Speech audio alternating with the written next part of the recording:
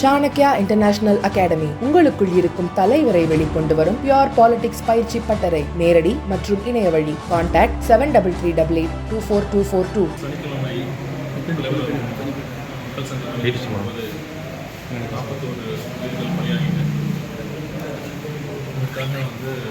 முதல்ல தலைவர் அவர்கள் கரூர் மக்களை நேரில் சந்திக்கணும் அப்படிங்கிறதுக்காக ஒரு பர்மிஷன் லெட்டர் டிஜிபி அவர்களுக்கு நேற்று இமெயில் மூலமாக கொடுத்துருக்காங்க.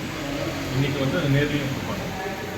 அதுக்கு முதல்ல தலைவர் அவங்க எல்லாத்துலேயும் வீடியோ காலில் பேசணும்னு விருப்பப்பட்டார். அதனால்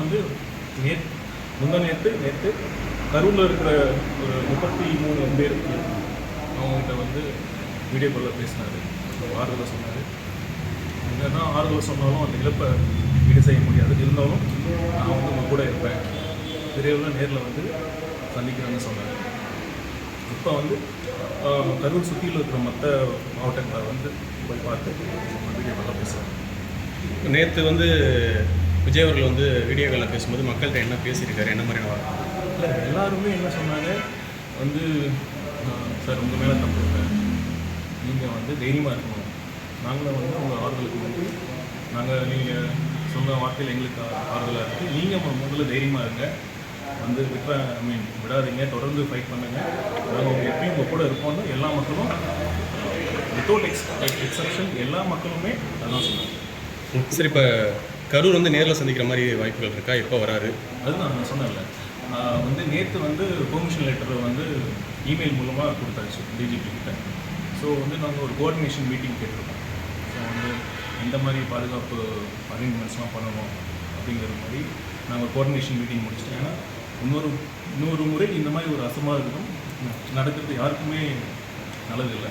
ஸோ அதனால் இந்த ப்ராப்பர் ஒரு செக்யூரிட்டி அரேஞ்ச்மெண்ட்ஸோட மக்கள் சந்திப்பு அவங்க பாதிப்பட்ட குடும்பங்களை பார்க்கணுங்கிறது தான் தங்களோட விருப்பம். ஐயா, குறிப்பாக நாங்கள் இறந்தவங்களையும் பார்த்தோம், பாதிக்கப்பட்டவங்க பார்த்தோம், ஒருத்தர் கூட இதே நிலையில் கவர்மெண்ட் இல்லை.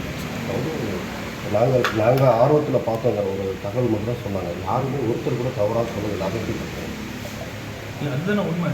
ஆக்சுவலாக நாங்கள் எந்த வித இருந்த அன்பனால வந்தாங்க. தலைவர் மேலே யாருமே நீங்கள் சொன்ன மாதிரி யாருமே ஃபஸ்ட்டு சொன்னது என்னென்னா, நீங்கள் தைரியமாக இருங்க, நீங்கள் இதை பார்த்து மனசு விட்டுறாதீங்க, நீங்கள் தைரியமாக இருங்கன்னு எல்லாருமே. ஒருத்தர் கூட தலைவர் நம்ம கட்சி மேலேயோ தலைவர் மேலேயோ எந்த வித ஒரு தவறான எண்ணமும் இல்லை. அதுதான் உண்மை. மக்களுக்கு எல்லா மக்களுக்கும் இங்கே இன்னும் நடந்திருக்கும் அப்படின்னு அவங்களுக்கு ஒரு எண்ணங்கள் இருக்குது, சில நம்பிக்கைகள் இருக்குது. அது பார்க்கலாம். எந்த மாதிரி அந்த இன்வெஸ்டிகேஷன் முடிஞ்சதுக்கப்புறம் இன்னும் நம்புகிறோம் நாங்கள். சார், நீங்கள் ஒரு முன்னாள் IRS அதிகாரியாக இருந்திருக்கீங்க, அரசோட நடவடிக்கைகளை எப்படி பார்க்குறீங்க? இல்லை, இந்த நேரத்தில் சொன்னால் சரியாக இருக்காது. நாங்கள் ஒரு விசாரணை நடக்கணும் தான் பார்க்குறோம்.